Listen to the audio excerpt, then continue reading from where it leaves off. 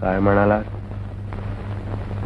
गर्व नाही, वस्तुस्थिती सांगतोय तुम्हाला. अर्थात गर्व ही देखील एक वस्तुस्थिती असू शकते, आणि वस्तुस्थिती माहीत नसेल तर कुठलाही दावा गर्व वाटतो.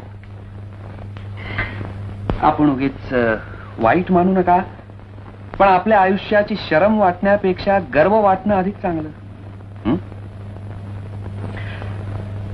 बरं, काय काय प्रगती केलीत आपण या भागात?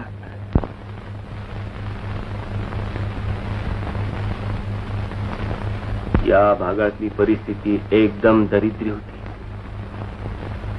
माणसं अन्नाला महाग होती, कुणी कष्ट करायला तयार नव्हतं. सावकाराच्या टाचा येत आणि घरदार जप्त होत.